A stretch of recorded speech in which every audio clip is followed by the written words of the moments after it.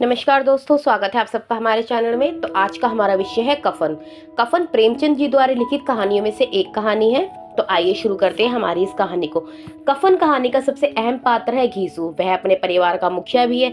उसके परिवार में कुल 3 सदस्य हैं। वह, उसका पुत्र माधव और बहू बुधिया। कहानी के दोनों पात्र माधव और घीसू एक नंबर के कामचोर हैं। एक दिन काम करते हैं, 3 दिन आराम करते हैं। माधव भी आधा घंटा काम करता है और घंटा भर चिलम पीता है। गांव में काम की कोई कमी नहीं है। मतलब उनके गांव में इतना काम है कि कोई भी बंदा मेहनत मजदूरी करके अपने परिवार का पालन पोषण कर सकता है। परंतु दोनों एक नंबर के कामचोर हैं, तो उनको कोई मजदूरी पे भी नहीं बुलाता, और आते भी हैं तो उनसे कोई काम नहीं करवाता। उनका काम था रात में कहीं से लकड़ी तोड़ कर लाना, खेतों से गन्ने चुराना, आलू या मटर चुरा कर लाना, उसी से अपना पेट भरते थे। इनके पास घर के नाम पर एक छोटी सी झोपड़ी है। ज्यादा अच्छी हालत में झोपड़ी की नहीं है, बस रहने लायक गुजारे लायक उनकी झोपड़ी है। बाकी संपत्ति की इनकी बात करी जाए तो मिट्टी के 2-4 बर्तन हैं, जिनसे ये बनाते हैं और उसी में ये खा लेते हैं। फटे पुराने कपड़े पहनकर अपना दिन काट रहे हैं। जब बिल्कुल फाके पड़ जाते हैं, या आप ये कहें जब बिल्कुल भी इनके पास कुछ नहीं होता, तो कोई ना कोई बहाना बनाकर मांग कर खा लेते हैं। इनको इस तरह मांग कर खाने में भी कोई शर्म नहीं आती। एक बार किसी का उससे उधार लेते हैं तो दोबारा उसको कभी लौटाते नहीं हैं। यदि कोई मारता पीटता भी है पैसों के लिए तो इन्हें कोई भी गम नहीं होता। कर्ज में लदे हैं, इनको इस बात की भी कोई चिंता नहीं है।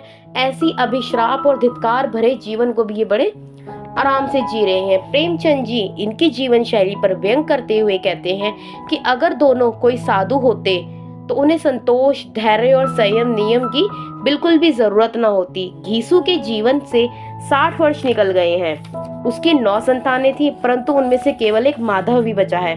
माधव भी अपने पिता की तरह एक नंबर का कामचोर है। अपने पिता के कदमों में भी चल रहा है। जैसे इसका पिता करता है वो भी वैसे ही करता है। मानो अपने पिता का वो भी नाम रोशन कर रहा है। गत वर्ष पूर्व माधव का विवाह हो गया था। उसकी पत्नी अत्यंत भोली और मेहनती थी। उसने घर आकर खानदान में कुछ रहने की व्यवस्था करी, मतलब झोपड़ी की थोड़ी बहुत हालत ठीक करी। वह लोगों के घर पे काम करती थी और मजदूरी करके इन दोनों का पेट भरती थी। अब वह दोनों ज्यादा आराम परस्त हो गए, क्योंकि उनको पता है अब हमें बैठे बैठाए खाना मिल रहा है, बुधिया काम कर ही रहेगी। तो दोनों सारा दिन चिल्लम पीते हैं और खाट में पड़कर सोते रहते हैं। विवाह के 1 वर्ष पश्चात, मतलब विवाह के 1 वर्ष बाद, माधव की पत्नी प्रसव वेदना से कराह रही थी। उसके डिलीवरी का टाइम पास आ चुका था, तो वो प्रसव वेदना उसको शुरू हो गई थी, और झोपड़ी के बाहर दोनों चुरा कर लाए हुए आलूओं को भून रहे थे। सर्दी की ठंड की रात थी। गांव सोया पड़ा था क्योंकि अंधेरा जल्दी हो गया था। झोपड़ी के अंदर बुधिया जो थी वो प्रसव वेदना से चिल्ला रही थी। वे इतनी पीड़ाग्रस्त थी कि सुनने वाला अगर उसकी उस चिल्लाने को सुने तो उसका दिल दहल जाए, परंतु उन दोनों के कानों पे कोई जू नहीं रेंग रही थी। वो दोनों मजे से अपने चुराए हुए आलूओं को लाकर भून के खाने में लगे हुए थे। दोनों में से किसी को भी बुधिया के पास नहीं जाना चाहता था, क्योंकि उन दोनों को एक दूसरे पे कोई भरोसा ही नहीं था।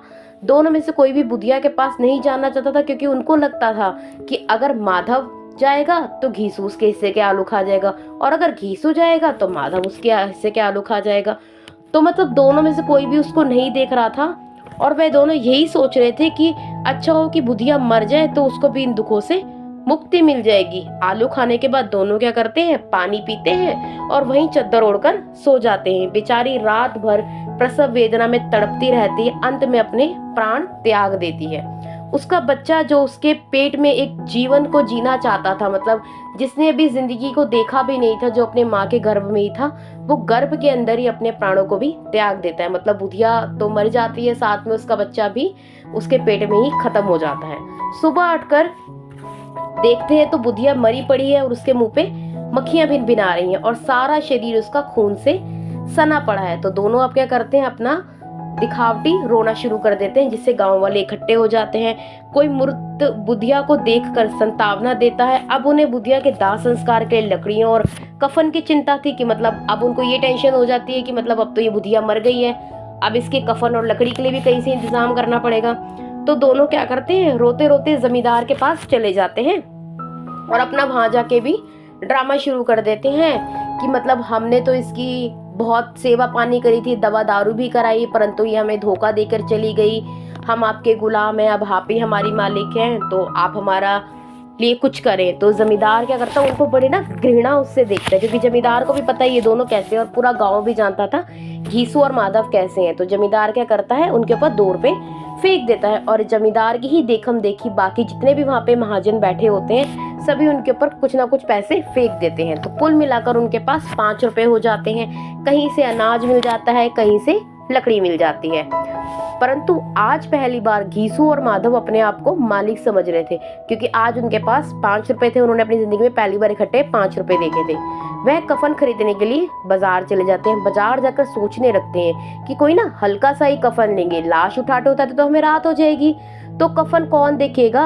और मन में सोचारा उनके आने लग जाते हैं कि जीते जी तो तन ढकने को ना मिला और मरने के बाद देखो कफन भी चाहिए। मतलब जीते जी तो बुधिया ने फटे पुराने कपड़े पहन पहन के अपना जीवन निकाल दिया और वो उसी में ही मर गई। और अब देखो, अब जब मर गई है तो इसके लिए हमें नया कफन भी खरीदना पड़ रहा है। तो देखते देखते वो कफन देखने के लिए दुकानों पे चले जाते हैं और संयोग से वहाँ पे मधुशाला के पास पहुंच जाते हैं। मधुशाला यानी कि शराब की दुकान होती है, वहां पहुंच जाते हैं। तो उन्होंने वहां से एक शराब की बोतल खरीद लेते हैं, कुछ पूरियां चटनी भी खरीदते हैं।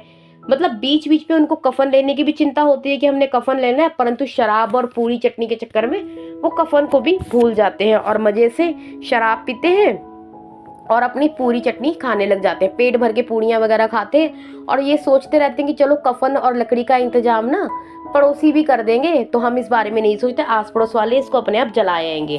तो आज बहुत दिन बाद वो भरपेट खाना खाते हैं। बची हुई पूड़ियों के पत्तल को ना भिखारी को देते हैं, जो वहाँ पे खड़ा होकर उनको देख रहा होता है। किसी को देने का गौरव उत्साह आज उन्हें पहली बार हो रहा था। मतलब हमेशा तो हर किसी से मांग के ही खाते थे, आज पहली बार उन्होंने किसी को दिया था। तो मतलब उनको बड़ी खुशी होती है कि आज हमने पहली बार किसी को दिया है। घीसू ने कहा, ले जा, खा और खूब मौज कर, आशीर्वाद दे। मतलब घीसू उसको खाना दे के कहता है कि ले तू भी इसको खा और अब मौज कर ले।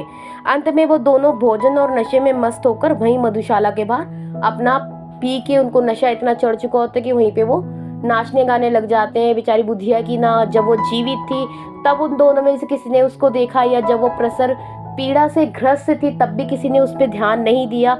जब वो मर चुकी है, अब वो जीवन भी नहीं है उसके पास जीने के लिए, मतलब अब वो एक शव रह चुका है उसके बुधिया का, तो उसको भी वो लोग कफन देने को भी नहीं है, मतलब उसको कफन भी नहीं देते और केवल अपने मजे में लगे रहते हैं। तो आज का हमारा टॉपिक यही खत्म होता है। तो कल मिलते हैं एक नए टॉपिक के साथ। Please like, share and subscribe our channel for more videos. Bye bye.